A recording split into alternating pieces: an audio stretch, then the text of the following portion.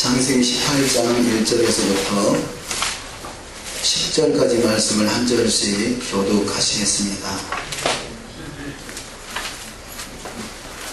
먼저 18장 1절 제가 먼저 공독해 올리겠습니다. 여호와께서 마물의 상수리 숲을 근처에서 아브라함에게 나타나시니라. 오정쯤에 그가 장막문에 앉았다가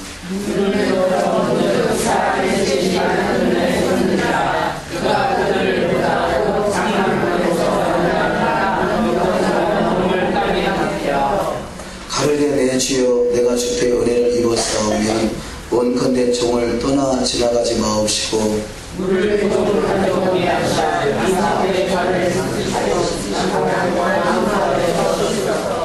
내가 떡을 조금 가져오리니 당신들의 마음을 쾌활케 하신 후에 지나가소서. 당신들이 종에게 오셨으니이다. 그들이 가르되 내 말대로 그리하라.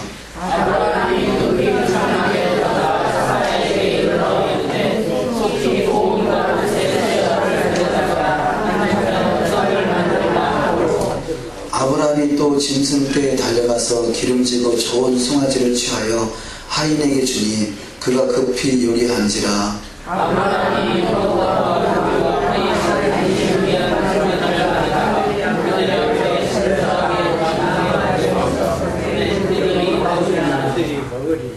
그들이 아브라함에게 이르되 내 아내 사라가 어디 있느냐. 대답하되 장막에 있나이다.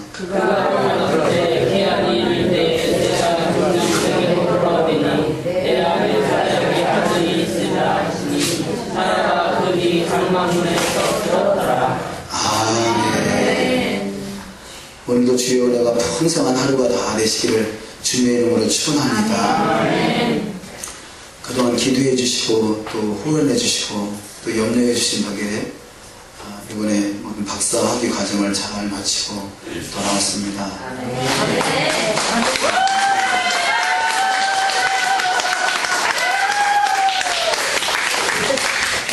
먼저는 주님의 은혜고요. 박수는 여러분들이 받으셔야 됩니다. 감사합니다. 그래서 또 그 학위에 부끄럽지 않은 또 목회가 될 수 있도록 계속 기도해 주시기 바랍니다. 또한 앞으로 우리가 맡겨진 일 사명들이 많죠. 또 그냥 토라에 대해서 전혀 모르던 저 자신이나 우리 교회에 하나님께서 큰 선물을 주셔서 토라에 대해서 공부하게 하시고 또 학위도 따게 하셔서 또 앞으로 토라 신학 대학원을 운영하게 됐습니다. 그래서 이번에 간 길에 토라 신학 대학원 한국 분교 학장으로 임명을 받고 왔습니다. 그래서 우리 이제 시작은 미약하지만 그러나 하나님이 또 하실 일을 좀 기대가 됩니다. 우리가 이 모든 일들에 한국에서는 최초로 이제 시작되는 일이잖아요. 히브리 뿌리 관점으로 볼 때 물론 히브리어를 많이 공부하신 분들 또 저보다 더 훌륭하신 분들 많이 있습니다만 저희는 히브리어가 아니라 히브리 뿌리 유대인의 관점에서 성경을 볼 때 히브리 관점으로 성경을 볼 때 성경이 제대로 더 깊이 볼 수 있고 더욱더 주님을 알아갈 수 있고 더욱더 주님을 닮아갈 수 있고 다시 오신 주님을 잘 예배할 수 있는 길이기에 우리는 필연적으로 필요한 길이고 그래서 그 길을 가게 됐습니다. 우리가 더욱더 한 사람도 나오자가 없이 그 주님의 사시고 기뻐하시고 온전하신 뜻을 잘 이루어드림으로 주의 보좌에 함께 할 수 있는 복된 자의 신앙이 다 되게 될 줄 믿습니다. 아멘. 오늘 말씀은 이 토라 시험 네 번째 말씀으로 바에라, 히브리어로는 바에라 그런데요. 그 의미는 나타나시니라. 하나님이 나타나시는 것이 참으로 귀한 축복이에요. 그래서 성경에서 하나님이 나타나시는 그 인생은요 다 하나님의 큰 복을 받는 것을 발견할 수 있습니다. 이 세상이 창조된 것도 하나님이 나타나셨기 때문에 창조가 이루어진 것이고요. 또 하나님께서 아브라함을 선택하신 것도 하나님이 나타나셨기 때문에 또 선택을 하시고 믿음의 조상으로 세워주는 축복이 또 있는 것을 발견할 수 있습니다. 성경 속의 위대한 역사적인 인물들이 다 하나님이 나타나셨던 인물들입니다.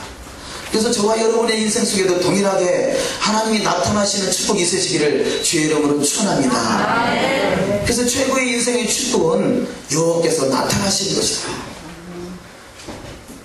하나님이 아브라함에게 나타나셨더니요, 세상에 100세에 이삭이라는 아들을 낳았어요. 뭐 아브라함은 남자니까 그렇다고 하지만 여인은 90세잖아요. 90세에 아이를 낳는다는 것은 이미 인간의 상식으로는 되지 않는 일이죠. 그래서 그것을 무에서 유를 창조한다 그럽니다. 세상은 아무것도 없는 상태에서 무에서 유가 창조된 것이죠. 세상에 있는 과학은요, 무에서 유를 창조하는 것은 아무것도 없어요. 단지 있는 것을 조합하거나 아니면 분리하거나 아니면 새롭게 찾아내거나 이런 것이지, 그래서 그걸 과학을 발명이라는 사건보다는 사실은 발견이죠. 발견. 그러나 하나님의 역사는 무에서 유가 창조가 돼요. 이것을 어찌 보면 세카이나 영광, 아무것도 없는 상태에서 이미 끝났다라고 생각할 수밖에 없는 결단한 상태에서도 주님이 찾아오시면 부활하는 역사가 있는 줄 믿습니다. 그래서 죽은 자도 살아나고, 가난한 자가 부유케 되고, 약한 자가 강하게 되고, 질병 들린 자가 시선받게 되고, 문제가 해결되게 되고, 하나님의 은혜가 함께 하심으로 하나님의 영광을 더욱더 드러날 수 있는 영광스러운 주인공이 다 되는 축복이 있을 줄 믿습니다. 오늘 본문 말씀이 18장 10절 17절 한번 합독하십니다. 내 아내 사라에게 아들이 있으리라 하시니 사라가 그 뒤 장막문에서 들었더라. 여호와께서 가라사대 나의 하려는 것을 아브라함에게 숨기겠느냐. 아브라함은 강대한 나라가 되고 천한 만민은 그를 인하여 복을 받게 될 것이 아니냐. 아멘. 지금 아브라함과 사라에게 하나님이 나타나셨더니, 여호와께서 나타나셨더니 저가 아이가 있게 되고요, 그 아이를 통해서 그가 하나님이 하시라는 것을 나타내 주셔서 그를 통해서 강대한 나라가 되고 또한 천한 만민이 그를 인하여 복을 받게 된다라고 성경은 말씀하고 있습니다. 아니, 아브라함이 참 정성을 다해서 하나님을 섬기고 하나님의 사람들을 섬기고 또한 이렇게 이 사람들을 쾌활케 하는 그런 이 섬김의 도를 다 했지만, 아브라함은 자기 목적을 가지고 섬기는 것이 아니에요. 단지 내 몸에서 씨가 난다는, 그 자녀가 난다는 것을 이미 포기한 상태고요. 그러나 하나님의 말씀 앞에 순종하는 삶으로, 하나님의 말씀이 섬김을 다하라는 그 말씀을 붙들고 섬김을 다했을 때 그 인생 속에 기적이 일어나는 것을 발견할 수 있습니다. 오히려 아브라함이나 이 사라가 기적을 일으켜주겠다라고 하는 말씀을 믿지는 못했어요.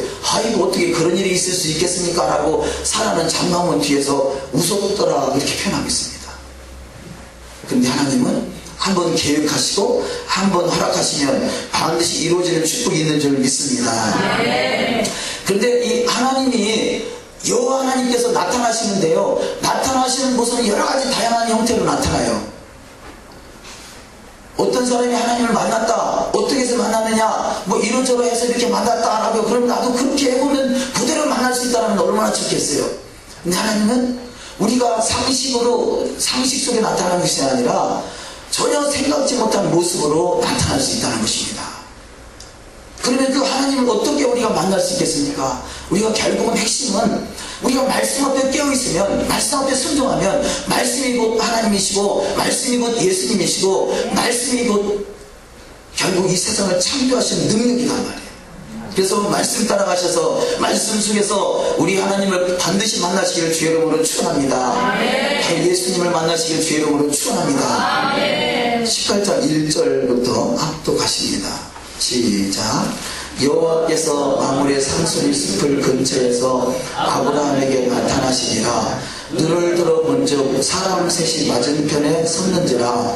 그가 그들을 보자 곧 장막문에서 달려나가 영접하며 몸을 땅에 굽혀 가로되 내 주여 내가 주께 은혜를 입었사오면 원컨대 정을 떠나 지나가지 마옵시고 내가 떡을 조금 가져오리니 당신들의 마음을 쾌활케 하신 후에 지나가소서. 아멘. 자, 지금 오늘 본문의 창세기 18장에 등장한 이 여호와 하나님께서요, 사람의 모습으로 나타나는 것을 발견할 수 있습니다.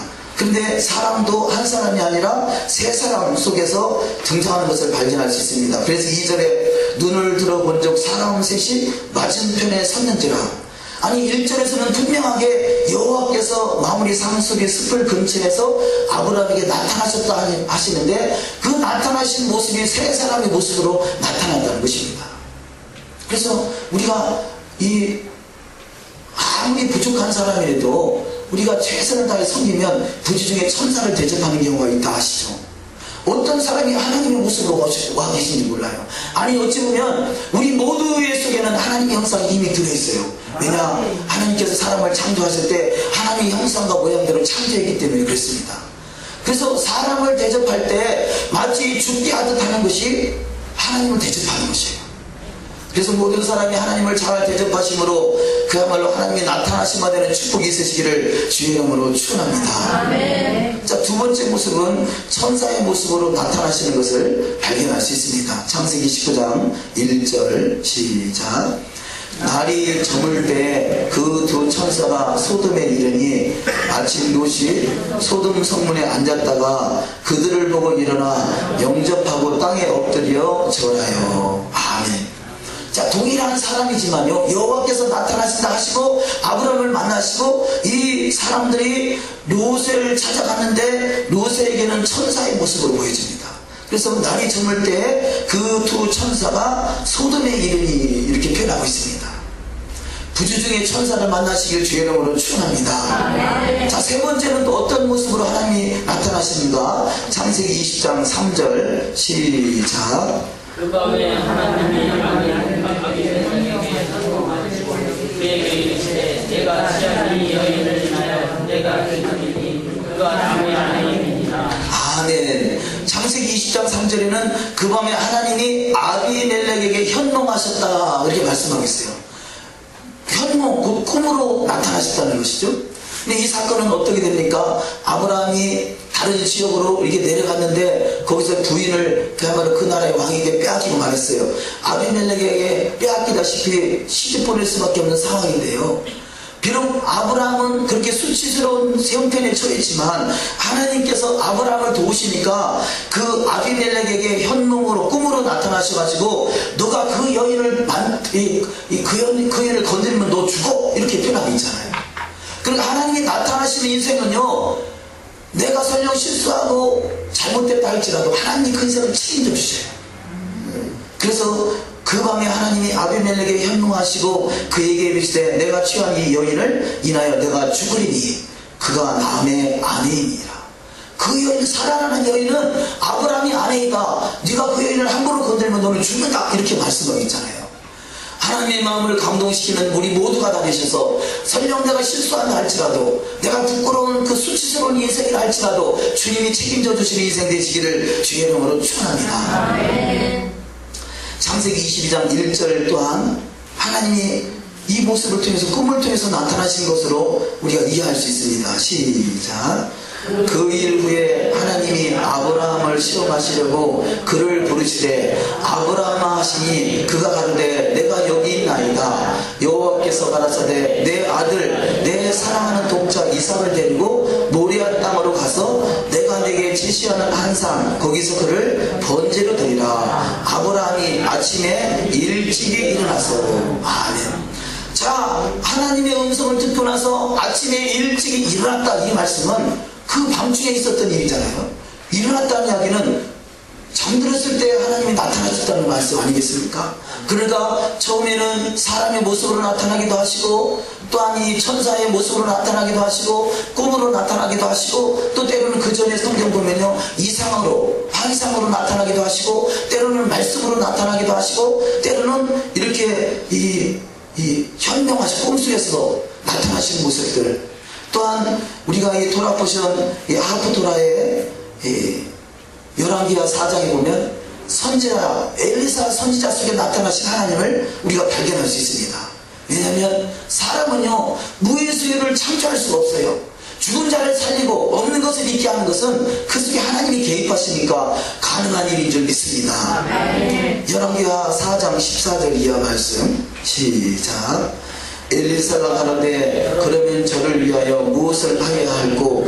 게하시가 대답하되 참으로 이 여인은 아들이 없고 그 남편은 늙었나이다. 가로되 다시 부르라. 부르매 여인이 문에 중에 서니라. 엘리사가 가로되 돌이 되면 내 아들을 안으리라. 여인이 가로되 아니로소이다. 내 주 하나님의 사람이여 당신의 계집종을 속이지 마옵소서 하니라. 여인이 과연 잉태하여 돌이 돌아오매 엘리사의 말한 대로 아들을 낳았더라. 아멘. 자, 이 수냄 여인이란 이 여인은요, 엘리사가 하나님의 사람이라는 것을 깨닫고 그 엘리사를 정성을 다해서 섬겨줍니다. 지나갈 때 음식을 해놓고 와서 드시고 가시라고 하시고요, 옥상에다 방을 한 칸 만들어서 방을 들여드리고 그 안에다가 책상을 놔드리고 걸상을 놔드리고 필요한 것을 놔드리고 이렇게 정성을 다해서 섬겼는데, 이 수냄 여인도 나이가 많지만 아이가 없었어요. 엘리사가 바라보기에 이 집에 필요한 것이 무엇일까? 내가 은혜를 받았는데, 은혜를 입었는데 무엇이 필요한가라고 궁금히 생각하면서 이 몸종을 통해서 깨닫게 된 것이, 이 집에 아이가 없구나. 그래서 이 엘리사가 내가 내년 이맘때 여기 돌아올 때 당신이 낳은 아이를 당신이 안고 있게 될 것입니다 라고 말해요. 근데 이 수냄 여인은 그 사실을 믿지 못해요. 아니, 어떻게 내가 모든 것이 다 이미 끝났는데 라고 생각하고 있단 말이에요. 그런데 하나님이 그 인생 속에 개입하시니까 그야말로 없는 아들이 있게 하시고, 또 이 아들이 어떤 사건에서 죽음을 맞이하게 되는데, 죽었던 아들도 엘리사가 보니까 다시 살아나는 사건이 본문에 기록되어 있는 것을 발견할 수 있습니다.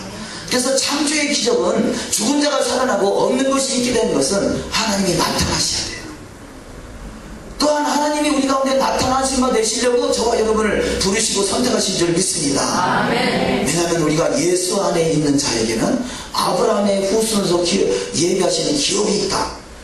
나의 영원한 기업이 아브라함, 그 믿음의 조상인 아브라함 안에 있다라고 말씀하고 있습니다. 그리고 우리가 믿음으로 가면, 믿음의 사람이 되면 아브라함에게 예배하셨던, 아브라함에게 나타나셨던 하나님이 동시에 나타나셔서, 동일하게 나타나셔서 창조의 기적을 일으켜주는 축복이 있는 줄 믿습니다. 아멘. 더더구나 이 마지막 시대는요, 말씀이 회복되는 시대고 또 하나님이 나타나시는 시대예요. 그야말로 온전히 나타나시는 분이 우리 예수님께서, 예수가 되시는 그분이 재림하시는 것이고, 그 전에라도 이제는 그야말로 마귀들도 마지막 때 그야말로 심판의 지옥에 갈 수밖에 없는 그때인 것을 깨달아서 마지막 때는 더욱더 극성을 부리는 때가 이 마지막 시대입니다. 그래서 세상은요, 악한 자는 더욱 악해지고 선한 자는 더욱더 선한 길로 갑니다. 저와 여러분이 더욱더 선한 길로, 의로운 길로, 복된 길로, 영광의 길로 들어서시기를 주의 이름으로 축원합니다. 그로 말미암아 창조의 기적을 일으키시는 하나님이 나타나신 바 되시기를 주의 이름으로 축원합니다. 자, 그러면 이 아브라함에게 지금 창세기 12장에서부터 오늘 본문 18장까지, 아니 또 그 뒤에 22장까지 수없이 하나님이 나타나신 바 되시고, 그 나타나신 바 되신 하나님의 그 약속대로 그대로 성취되는 것을 발견할 수 있습니다. 비록 이 아브라함은 창세기 12장에서 갈대아 우르 지역에 있는 이름도 없이 빛도 없이 살아가는 인생이었지만, 하나님이 그 인생 속에 나타나셔가지고 창세기 22장에서 드디어 믿음의 조상이 되고 열국의 아비가 되고 복의 근원이 되고 하나님을 경외하는 최고의 사람이 돼서 이 세상 인류의 모든 사람들이 예수를 믿고 구원받는다는 이야기는 믿음의 그 아브라함의 계보 속에 들어가는 것이죠. 그래서 저와 여러분은 반드시 아브라함에게 나타났던 하나님, 아브라함의 계보 속에 임하셔서 아브라함에게 부어준 하나님의 크신 영광이 동일하게 임하시기를 주의 이름으로 축원합니다. 자, 그럼 이 아브라함에게 나타나셨던 하나님을 우리가 보고 있는 성경을 잘 이해가 어려운 부분들이 많이 있습니다. 아니, 그냥 눈에 보이는 대로밖에 볼 수 없지만, 그냥 히브리어로 보면 많은 그 속에 하나님의 보화들이 감춰져 있는 것을 발견할 수 있습니다. 더욱더 하나님이 어떻게 이 아브라함에게 그렇게 자주 나타날 수 있는가라는 것을 발견할 수 있고요. 또 아브라함의 믿음을 통해서, 아브라함이 행했던 그 모든 삶을 통해서 저와 여러분 가운데도 동일하게 임하시는 축복이 있으시기를 주의 이름으로 축원합니다. 아멘. 먼저 그 히브리어로 바에라라는, 우리 오늘 제목인 나타나시니라라는 단어를 히브리 어원으로 찾아보면요, 이 스트롱 넘버 7200번인데 라라는 단어입니다. 라. 그러니까 바에라의 어원이 라라는 단어는 보다라는데요. 그래서 이 보다, 라라는 단어가 세 단어로 히브리어로 되어 있습니다. 첫 번째 레시라는 단어는 머리, 제일 높은 사람, 알렙, 히브리어이란 단어는 수소, 가장 큰 힘, 처음, 또 헤드라는 단어는 또 숨구멍, 나타내다, 그런 의미를 가지고 있습니다. 그러니까 이 바에라, 나타나시다라는 그 단어의 어원 속에는 어떤 의미가 들어있느냐, 머리 대신 가장 높으신 여호와가 보여지다, 나타나시다, 그런 의미를 가지고 있어요. 그러니까 히브리어 그 단어 하나하나 속에는 그 하나님의 DNA가 들어있고 다 상용문자로 되어 있기 때문에 의미가 다 있죠. 우리가 예전에 여기 다 배웠지 않습니까? 그 나라는 단어 속에 머리 대신 가장 높으신 여호와가 보여지다, 이것이 나타나신 거다. 하나님이 나타나시다는 단어 하나 속에 이런 의미가 있습니다. 그래서 히브리어는 수치가 있죠. 그래서 수치로 히브리어 이 나라는 단어의 수치가 206입니다. 근데 206이라는 숫자를 가지고 있는 다른 단어를 찾아보니까 그 다른 단어가 말씀이라는 단어예요. 할렐루야. 자, 나타나다라는 그 어원을 가지고 있는 보이다, 보다라는 단어와 같은 수치를 가지고 있는, 숫자를 가지고 있는 것이 말씀이라는 단어라는 것이죠. 뭐가 의미심장하지 않습니까? 보이다, 하나님이 보이시려면 그 보이시게끔 말씀이 있어야 된다는 거죠. 말씀을 따라서 보여주시는 거예요. 우리가 말씀을 벗어나서 하나님이 결코 보일 수가 없습니다. 그래서 말씀 안에 들어가셔서 말씀이 실체가 되시는 여호와 하나님을 볼 수 있는 눈이 열려지시길 주의 이름으로 축원합니다. 그래서 말씀이라는 단어가 다바르, 서투름 넘버 1696번인데요. 그 단어가 첫 번째 달렛은 문을 표현하고요, 베트는 집, 아들, 레시는 머리, 제일 높은 사람, 그런 의미를 가지고 있죠. 그래서 그 다바르라는 이 말씀이라는 단어를 우리가 쉽게 이해하기 쉽게 직역하면, 문으로 들어가면 집안의 머리 대신 여호와, 아들이 보인다 라는 그런 의미를 이해할 수 있습니다. 그러니까 문으로 들어가면 그 문 안에 그 집안에 아들이 있는데 바로 아들이 여호와고 그 아들이 바로 예수하고 그분을 보인다, 그분을 만날 수 있다는 것이죠. 그분이 어디 계십니까? 문 안에 들어갔을 때 그분이 어디 계십니까? 말씀 안에 계시는 거예요. 그래서 말씀이 육신이 되어지는 것입니다. 그래서 이 말씀 안으로 들어가셔서 말씀 안에서 예수님을 만나시고 그 나타나신 바 되신 그 크신 은혜가 창조의 기적으로 일어나시기를 주의 이름으로 축원합니다. 그래서 말씀은 곧 토라죠. 그 토라 안에 들어가면 여호와가 나타나신다, 여호와가 보이신다, 이렇게 이해할 수 있습니다. 자, 그것이 나타나신이라는 단어 속에 나타나신다는 단어와 말씀이라는 단어가 같은 맥락으로 흐르고 있는 것이죠. 그래서 말씀 안에 예수가 계신 것이에요. 그래서 우리는 더욱더 말씀 안에 깊이 들어가시기를 주의 이름으로 축원합니다. 첫 번째 단어가 이 창세기 18장 1절에 있는 이 나타나시니라, 여호와께서 마므레 상수리 숲을 근처에서 아브라함에게 나타나시니라. 여기 나타나시는 단어가 말씀이라는 단어와 같은 맥을 가지고 있는 단어라면, 또 두 번째 또 중요한 단어가 오정쯤에 그가 장막문에 앉았다가, 지금 이 아브라함이 어디에 앉아있다고요? 장막문에 앉아있어요. 저 모세를 통해서 시내산에서 말씀을 받고 또 장막, 성막, 회막, 증거막, 이 증거막을 짓기 이전에는 그 하나님이 특별히 뭐 장막을 만들라 그런 말은 없었어요. 그런데 아브라함은 이미 장막문에 앉아있었다라고 이렇게 말씀하고 있어요. 장막문에 앉아서. 그래서 그 장막이라는 단어를 우리가 한번 잠깐 연구해 보길 원합니다. 장막이라는 단어가 서투름 넘버 168번인데요. 오헬이라는 단어입니다. 그래서 오헬의 세 단어가, 첫 번째 알렙은 가장 큰 힘, 또 뭐 먼저, 처음, 이런 또 황소, 수소 이런 의미를 가지고 있죠. 또 해는 나타나다, 봤다, 라메드는 지팡이, 배우다. 그러니까 히브리어로 쉽게 이해하기 쉽게 설명을 하면 가장 큰 힘이 되신 여호와로부터 가르침을 받다. 이것이 장막이라는 거죠. 장막이 바로 장막 안에 그 장막을 질 때 먼저 성전들이 있고 성소가 있고 지성소가 있지 않습니까? 그 장막 안에, 지성소 안에 예수님이 거기서 영광으로 임하시는 자리가 바로 장막이라는 거죠. 그러니까 이 아브라함이 장막문에서 누구를 기다리고 있겠어요? 자기 인생 속에 가장 최고의 축복은 바로 하나님이 나타나신 바 되는 것을 알기 때문에, 깨닫기 때문에 그는 장막문 앞에서 여호와 하나님을 사모하며 기다리는 그 심령을 발견할 수 있습니다. 우리 인생 속의 최고의 축복은요, 주님을 사모하시는 거예요. 우리 인생 속의 최고의 축복은 주님을 갈망하시는 거예요. 왜냐? 그분이 내 인생 속에 나타나기만 하면 창조의 기적의 역사의 주인공이 되고 모든 일에 뛰어난 자로 축복하시는 은혜가 있을 줄 믿습니다. 아브라함에게 하나님이 나타나셨더니 최고의 영광의 축복을 받게 되지 않습니까? 날마다 이 아브라함같이 장막문에서 주님을 기다리시길 주의 이름으로 축원합니다. 또한 아브라함이 장막문에 있었기 때문에 여호와 하나님께서 오셔서 그 중에 거하신 사실은 주의 날이 아브라함에게 임했다는 사실을 보여주겠다는 것이죠. 하나님은 장막에 거하길 원하시네요.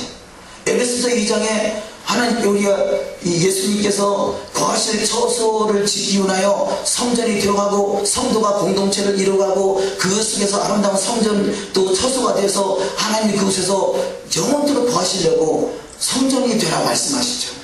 이 성전이 이스라엘이고, 그래서 이스라엘 공동체가 이루어질 때 주님이 그 장막 안에 거하셔서 최고의 영광을 나타내 주시는 축복이 반드시 있을 줄 믿습니다. 마태복음 1장 1절에 아브라함과 다윗의 자손 예수 그리스도의 세계라 이렇게 기록되어 있습니다. 마태복음 1장 1절에 보면요, 누가 누구를 낳고 누가 누구를 낳고 쭉 누가 누구를 낳는다는 이야기가 기록되어 있지만요, 그 족보를 자세히 보면 이것이 바로 아브라함의 족보고, 또 아브라함의 후손 중에 야곱의 12아들 중에 그 유다의 족보인 것을 발견할 수 있습니다.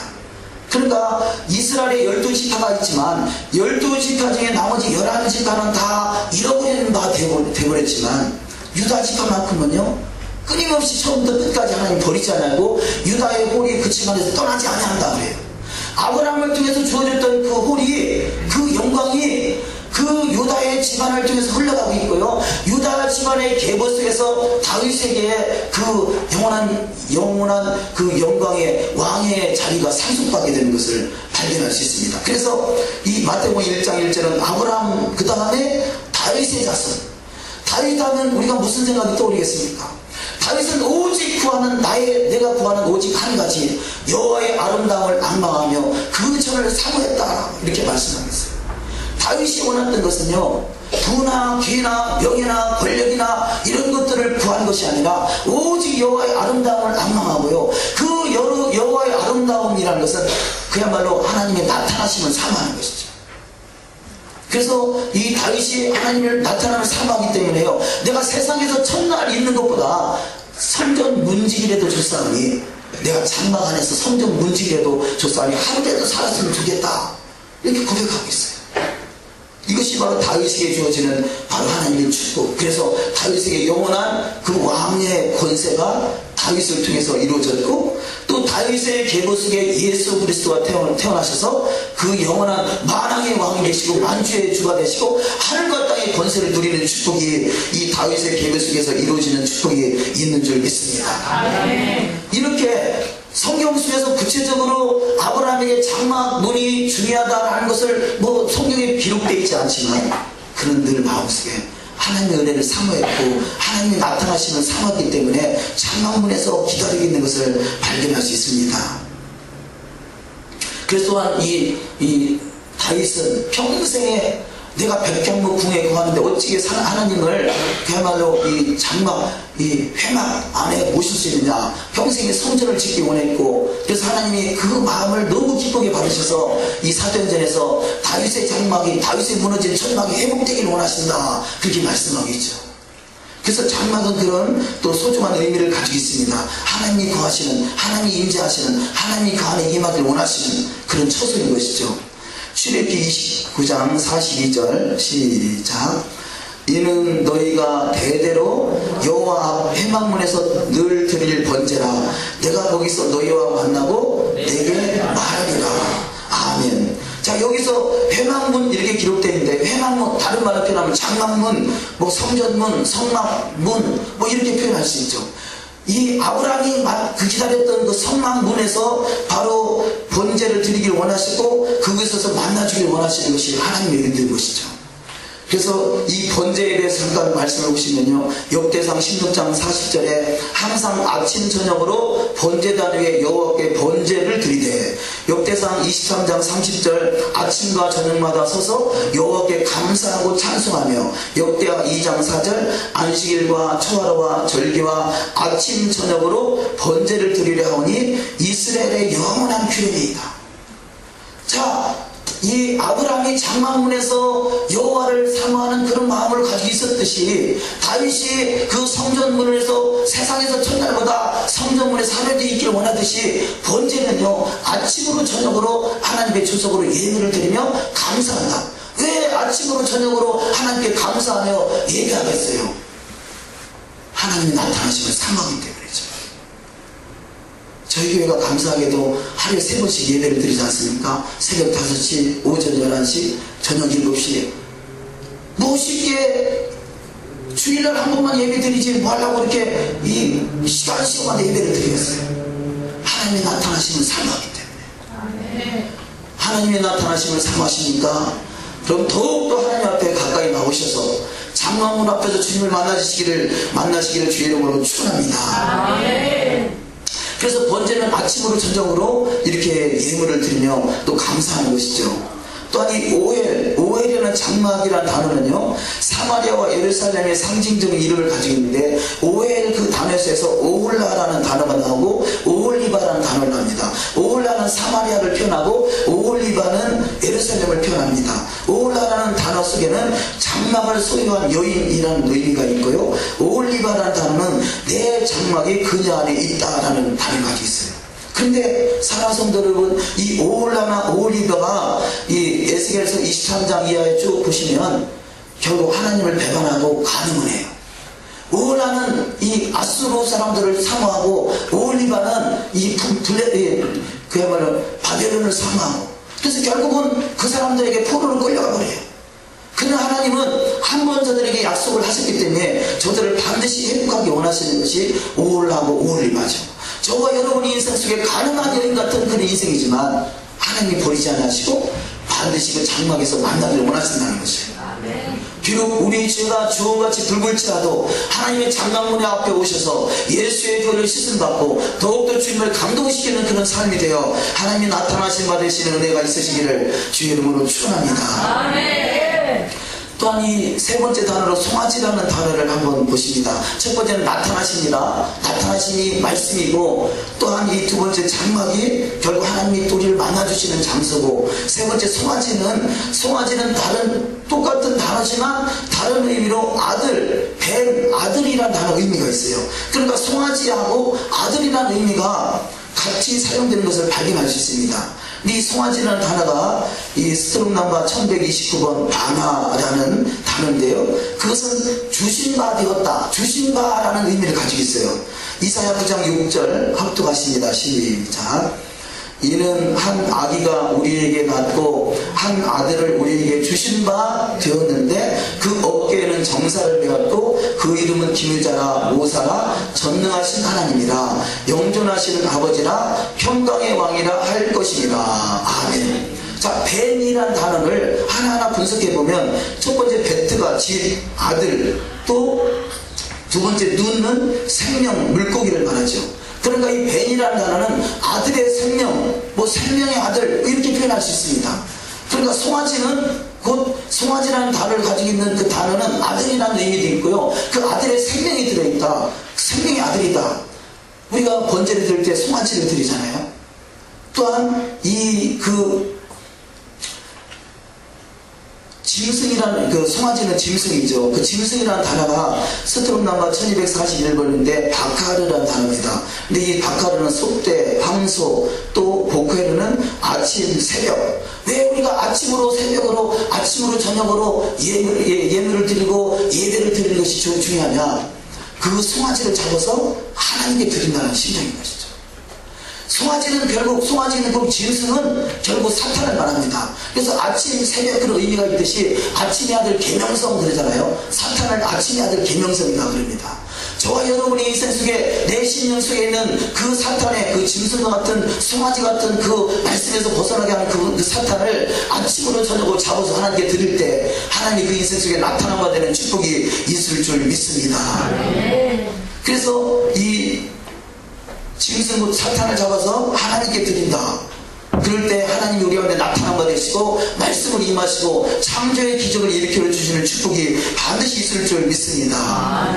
오늘 또 창세기 18장에 자세히 보시면 이 음식물을 이 천사들에게 하나님의 사람들에게 대접하는 것을 발견할 수 있습니다. 근데 그 음식물 중에 어떤 음식인가? 창세기 18장 8절 시작. 아브라함이 버터와 우유와 하인이 요리한 송아지를 가져다가 그들의 앞에 진설하고 나무 아래 모셔서매 그들이 먹으니라. 아멘. 자, 여기 버터나 우유나 송아지는요 코쇼 음식이에요. 정결한 음식이에요. 하나님의 사람들에게 음식을 대접하는데 정결한 음식으로 드리고 있다는 것이죠. 정결한 음식. 우리는 과거에 어떤 음식은 상관없는 인생을 살아왔지만 우리가 주님을 깊이 만나기를 원한다면요 음식물 하나 자체도 우리가 정결하게 우리가 거룩한, 그래서 하나님이 내가 거룩하니 너희도 거룩할지니라 그러죠. 예수님도 동일한 말씀으로 말씀합니다. 아무도 거룩하지 않냐고는 주님을 보지 못한다라고 성경은 말씀하고 있습니다. 하나님이 나타나신 바 되기를 원하십니까? 그럼 더욱더 정결해지세요. 하나님이 나타난 바 되시길 원하십니까? 그러면 우리는 생업부를 따라야 하는 것이야. 과거에는 이러한 것들이 우리의 구원하고 상관이 있는 것이 아니라 구원받은 백성이 하나님을 나타난 바 되는 그분을 만나기 원하여 정결해지는 거예요. 아무 때나 뒤집어 자면서 살 수도 있지만요 결혼식장에 가려면, 아니 결혼식장에 신랑과 신부가 되려면 최고의 깨끗한 옷, 정결한 옷, 그래도 바른 옷을 입고 가지 않겠어요? 왜 그렇습니까? 최고의 축복의 자리니까. 최고의 축복의 자리는 하나님을 만나는데 우리가 정결해지지 않고 하나님을 만난다? 그거 있을 수 없는 일이에요. 더욱더 말씀이든 음식이든 절기든 어떠한 것이든 성경 속에 있는 그 말씀대로 우리가 순종하며 더욱더 정결해지고 거룩함으로 나갈 때 하나님이 나타나마 되는 축복이 반드시 있을 줄 믿습니다. 또한 이 창세기 19장 3절에 롯도 그가 음식을 구별하는 것을 발견할 수 있습니다. 19장 3절 시작. 롯이 간청함에 그제야 돌이켜서 그 집으로 들어오는지라. 롯이 그들을 위하여 식탁을 베풀고 무교병을 부으니 그들이 먹으니라. 여기서 음식을 무교병을 부었다는 얘기는요, 이것이 우리의 절기 속에서 6월절, 무교절, 추실절, 그 무교절 때 7일 동안에 무교병을 먹는 시기거든요. 그러니까 음식물, 빵을 하나 만들어도 그냥 어떤 이 누룩을 섞어서 빵을 부풀게 해가지고 크게 맛있게 보이게 만드는 것이 아니라 그냥 그 정결한 상태로 만들어서 드리는 것을 발견할 수 있습니다. 이것이 천사를 대접하는 모습인 거죠. 하나님 앞에 나가는 모습인 것이죠. 더욱더 우리는 정결한 것으로, 그것이 음식이든 옷이든 내 마음이 심령이든 더욱더 정결함으로 나갈 때 반드시 주님을 만날 수 있는, 나타남 받을 수 있는 축복이 있을 줄 믿습니다. 이 성경은요 이렇게 단어 하나, 비록 세 단어밖에 보지 못했지만 세 단어 속에서도 그 하나님이 나타나야 되는 그런 이 길이요 진리요 생명이 쭉 그 안에 펼쳐져 있는 것 같지요. 하나님이 성경 속에 힘든 말씀을 1.1획도 결국 가감되지 않고 정확하게 표현하고 있는 것을 발견할 수 있습니다. 그 예를 다시 한번 하나 더 보시면요, 이 아브라함이 이 하나님의 사람을 만났을 때 그 소돔성을 너무나 죄악에 관여해가지고 심판을 해야 되겠다, 불로 심판해야 되겠다라고 이 말씀을 듣고 아브라함이 이 하나님의 사람에게 그러잖아요. 제발 그 소돔성에 의인 50명만 있으면 멸하지 마소서. 그래, 내가 50명 있으면 멸하지 않겠다. 아니 그럼 45명만 있으면 멸하지 않겠어. 그래, 45명 있으면 멸하지 않겠다. 아니 40명, 아니 30명, 아니 20명, 아니 10명. 근데 이 단어 하나하나 속에요 의미가 다 들어있다는 것이에요. 우리는 그냥 50이구나 45구나 그 다음에 30인가 40인가 뭐 이런 생각으로밖에 생각할 수 없지만요, 50이라는 숫자는 희전을 표시하는 거예요. 희년은 완전한 구원을, 완전한 구속을 말하는 거죠. 그러니까 하나님, 소돔성이 설령 그렇다 할지라도 저들을 완전히 용서해 주시면 안 되겠습니까? 그런 의미를 가지고 있는 거죠. 45는요, 40이라는 숫자는 시험과 구속을 표현하고 5라는 숫자는 부흥과 회복을 인도해 인도해 주시는 은혜를 나타내고요. 30은 높은 수준의 완전. 그래서 30대 때 예수님도 30대부터 공생의 사역을 시작했고요. 요셉도 30부터 하나님 앞에 쓰임받게 되고 다윗도 30대부터 쓰임받게 되는 것을 이 성경을 통해서 기록하고 있습니다. 그러니까 우리 인생 속에 하나님께 쓰임받기 원한다면 더욱더 완전함을 이루어야 돼요. 그래서 아브라함에게 하나님께서 창세기 17장 1절에서 아브라함이 99세 때에 여호와께서 아브라함에게 나타나서 그에게 이르시되 너는 전능한 하나님, 나는 전능한 하나님이라 너는 내 앞에서 행하여 완전하라. 더욱더 완전함에 이르기 원하여 힘쓰고 했을 때 하나님이 그 인생 속에 나타나시고 하나님의 역사 속에 쓰임받는 축복이 반드시 있을 줄 믿습니다. 또 20은 기대를 행여나 20년만 있어도 좀 살려주시면 안 되겠습니까? 좀 저들 좀 기대만 좀 해줄 수 없겠습니까? 그런 의미 아니겠어요? 10이라는 숫자는요 하나님의 질서의 완성, 이제 새롭게 시작하는 마음으로 저들을 용서해 주면 안 되겠습니까? 근데 그 속에 의인 10명이 없어서 나간다는 것이죠. 그러니까 아브라함이 말 한마디에 의미가 다 들어있듯이요 성경의 1.1획 속에는 반드시 하나님의 의도가 다 들어있어요. 그러니까 우리가 요구하고자 하는 말씀은 성경의 말씀을 내가 이해가 되면 아멘하고 이해가 안 된다고 노멘이 아니라 하나님이 기록된 말씀은 무조건 아멘하면 그 속에서 역사하심이 반드시 나타날 줄 믿습니다. 아멘. 그래서 모든 완성은 여호와를 경외하는 자에게 이루어진다. 창세기 12장에서 시작되는 하나님의 나타나심이 창세기 22장에서 비로소 하나님의 마음에 흡족한 때가 이루어집니다. 창세기 22장은 아브라함에게 하나님이 나타나셔서 독자 이삭 아들을 모리아 땅에서 제단에 바치라 했을 때 그 말씀에 아멘으로 순종하여 그 모든 절차를 번제로 시행할 때요 하나님께서 아브라함아 하고 정지시켜놓고요 이제야 네가 하나님을 경외하는 줄 알았다 말씀하죠. 우리의 최고의 신앙은요 하나님을 경외하는 거예요. 아무리 우리 인생 속에 살아가면서 하나님 나타나신 바 되시지만 하나님을 경외하는 믿음에까지 이르지 못하면 결국 천년왕국 메시아 왕국은 상관이 없어요. 왜냐? 마지막으로 도래하는 나라는 하나님을 경외하는 나라이기 때문에. 아멘. 이사야 11장 2절에 여호와 일곱 명이 있죠. 여호와의 신, 곧 지혜와 총명과 무략과 재능과 지식과 여호와를 경외하는 신이 바로 마지막 7천년 역사 속에 역사하는 하나님의 신이란 말이에요. 아멘. 그래서 이 창세기 22장에서 이제야 네가 하나님을 경외하는 줄 알았다라고 말씀하시는 그 하나님이 저와 여러분 속에 동일하게 이제야 네가 하나님을 경외하는 줄 알았다, 그 믿음의 완성도가 이루어지는 축복이 있으시기를 주의 이름으로 축원합니다. 창세기 22장 12절이야 시작.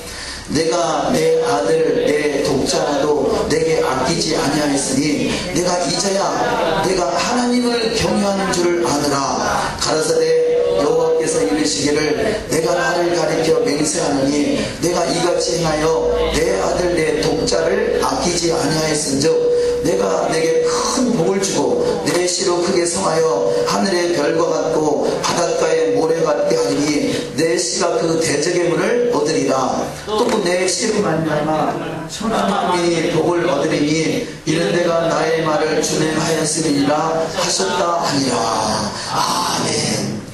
아브라함을 통해서 이제야 하나님을 경외하는 줄 알았다 그 믿음의 인정받아서 그가 천하 만민이 복을 받을 수 있는 18절에 또 내 씨로 말미암아 천하 만민이 복을 받을 수 있는 하나님을 준행하는 자가 됐다는 것이죠. 그래서 동일한 은혜가 저와 여러분의 인생 속에 나타나시기를 주의 이름으로 축원합니다. 지혜의 신이요 총명의 신이요 모략의 신이요 재능의 신이요 지식의 신이요 이 모든 하나님의 신은요 여호와를 경외하는 데 돕는 역할을 하시는 것이에요. 그래서 우리 결국 신앙의 그 경점은 여호와를 경외하는 자가 돼서 여호와께서 친히 통치하시는, 예수님께서 친히 통치하시는 그 하나님 나라, 예수의 나라, 메시아 왕국, 천년 왕국에 넉넉히 입성할 수 있는 저와 여러분이 반드시 되어야 될 줄 믿습니다. 그래서 메시아 왕국은 하나님을 경외하는 나라예요. 계시록 11장 15절 시작.